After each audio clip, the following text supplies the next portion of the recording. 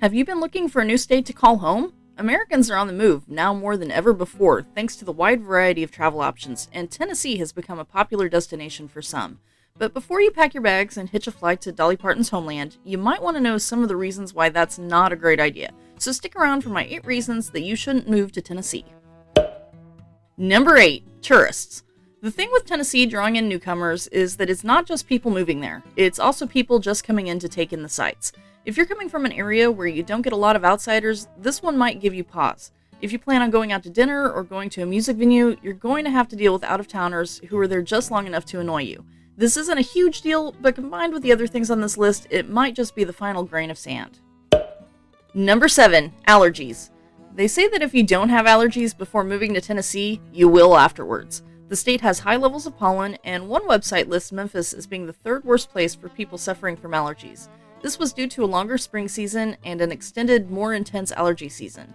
They say that just as the tree pollen starts to die down, the grass pollen kicks in, followed by ragweed shortly after. The Ear and Science Institute ranks Tennessee as the 4th worst state due to mold spores, weed, and grass pollens during the spring months. If you do decide to move to Tennessee, just make sure to pack the antihistamine of your choice. You're gonna need it. Number 6. Country music. If your musical tastes don't run to country music, Tennessee is definitely not the place for you.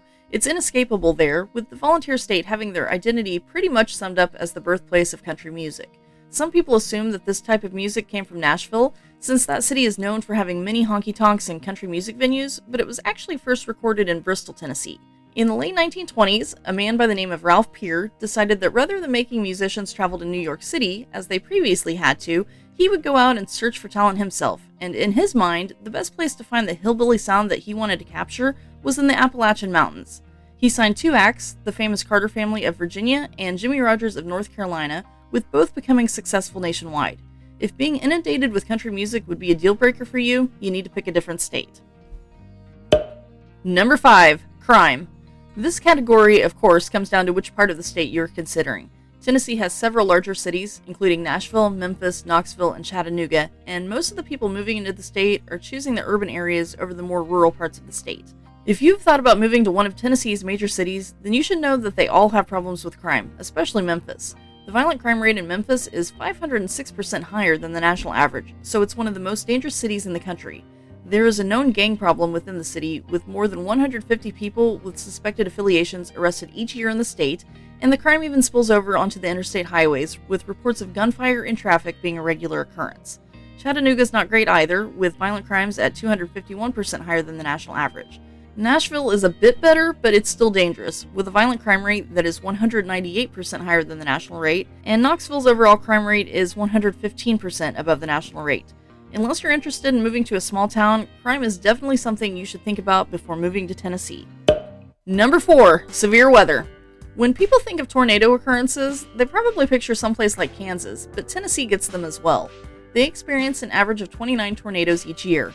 However, in 2021, there were 66 reported for the state. Since 1833, there have been over 500 tornado sightings. They also experience all types of severe storms. They've had the Nashville ice storm of 1951, or as people in the state call it, the Great Blizzard. It took place over the course of 4 days, during which 8 inches of snow fell before turning into ice, causing power outages across the city and costing over $2 million in damages. They have flooding on a fairly regular basis also, thanks in part to having mountains. The median elevation is 900 feet, but the highest elevation is 6,643 feet, which puts those in the valleys at high risk of flooding. In 2010, they experienced a flood that cost over $2 billion in damages due to a storm system that dumped 13.57 inches of rain on Nashville over the course of 36 hours. Then there are the wildfires. Tennessee experiences 2,000 to 3,000 wildfires annually, with 2.3 million Tennesseans living in high-risk areas. That's 37% of the state's population. If that's not bad enough, they also have earthquakes and landslides. If you're risk-averse, Tennessee's weather would be too much to handle. Number 3. Traffic. With Tennessee becoming one of the trendy places to move, city planners and developers have been struggling to keep up with challenges created by the influx of new residents. They estimate that between 80 and 100 new residents show up every day. One area where this is noticeable is in the traffic. Getting through rush hour traffic, particularly in Nashville, is a nightmare. A study done in 2017 listed Nashville as having the 10th worst rush hour traffic and 23rd overall worst traffic in the nation. They found that drivers lose about 16 hours each year to sitting in traffic. Several interstate highways run through Tennessee, so there are traffic issues and accidents all across the state. Tennessee has the 12th highest automotive fatality rate at 15.5 per 100,000 people. As of recording, there have been 900 traffic-related deaths in Tennessee. Number 2, minimum wage.